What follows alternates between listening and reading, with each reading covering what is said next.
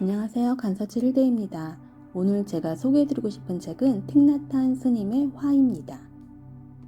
세계 4대 생불 중 한 분으로 알려진 베트남 출신 틱나탄 스님의 이 책을 제가 처음 읽은 건 14년 전이었어요.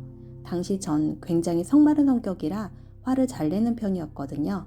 이 책을 읽은 후 많이 나아지긴 했지만 여전히 속상한 일이 있으며 언성을 높이곤 했는데요. 하지만 이렇게 화를 내고 나면 건강이 안 좋아지는 게 느껴지더라고요. 지속적인 분노는 심장질환과 뇌졸중 위험을 높이고요. 만성적인 화는 면역 체계를 약화시킬 뿐만 아니라 소화 기능에도 장애를 초래해요. 억눌린 분노가 마음속에서 사라지지 않아 숙면을 방해하고 정신적인 탈진에도 이르게 되고요. 그런데 5년 전에 전 어느 순간에도 절대로 침착함을 잃지 않고 화를 내지 않는 동료분과 같은 부서에서 일하게 된 적이 있었어요. 그분께 어떻게 이렇게 화를 전혀 내지 않을 수 있냐고 여쭤보니 이 책을 읽은 뒤에 바뀌었다고 하시더라고요. 이 책에선 화를 내는 것 자체가 문제라고 이야기하진 않아요. 오히려 화가 났는 때도 있는 그대로 화를 인정하기보다 억누르고 무조건 참는 건 건강에 좋지 않아요. 다만 화를 올바르고 건강한 방식으로 바라보고 관리해야 하는데요. 왜냐하면 화는 전염력이 강해서 가정과 직장에서 화의 악순환을 초래할 수 있으니까요. 불필요하게 화를 자주 내지 않기 위해서는 일상에서 화를 품고 있는 것들과 멀어지는 게 중요한데요. 이 책에선 우리가 먹는 음식 중에 닭을 예로 들고 있어요. 좁은 양계장 안에서 하루 종일 꼼짝도 못하고 지내야 하는 것도 고통스러울 텐데 우리 인간은 조명등을 이용해 낮과 밤을 짧게 만들어 닭은 24시간이 지난 줄로 착각하고 또다시 알을 낳곤 합니다. 스트레스 때문에 닭들은 부리로 서로를 공격하는데 농부는 이걸 막으려고 부리도 잘라버리죠. 이런 닭이 낳는 계란을 먹는다면 우린 화의 좌절을 먹는 셈이고요. 언론도 마찬가지예요. 남을 비방하고 독성을 품고 있는 기사, 메시지로 가득한 글과 영상에 자주 노출되면 우린 이런 부정적인 매체가 담고 있는 화와 좌절을 흡수하게 되는 거예요. 이런 점에서 우린 모든 형태의 소비를 자각적으로 해야 하는 게 굉장히 중요해요. 그런데 살다 보면 우린 아무 잘못도 하지 않았는데 감정 조절을 못하는 상대방의 분노와 짜증을 일방적으로 견뎌내야 할 때도 있죠. 그럴 땐 우리도 화가 나기 마련이고요.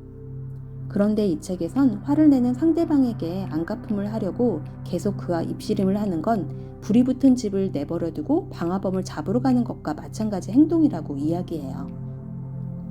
이 책에선 대신에 내면을 들여다봄으로써 불부터 끄라고 이야기하는데요.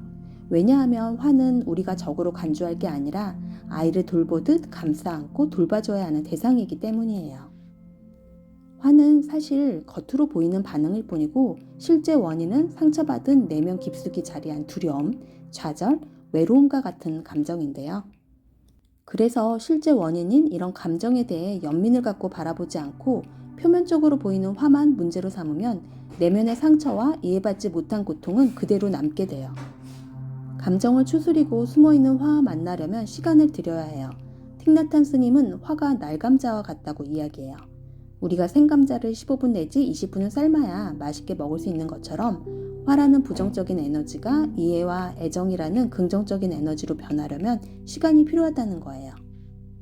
이 책에선 이렇게 화를 만나기 위한 방법으로 호흡과 걷기를 추천하고 있는데요.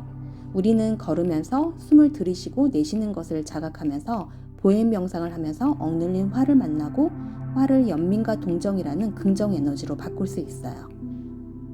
보행 명상은 걸으면서 내 몸 안에 있는 화의 뿌리를 보는 거예요.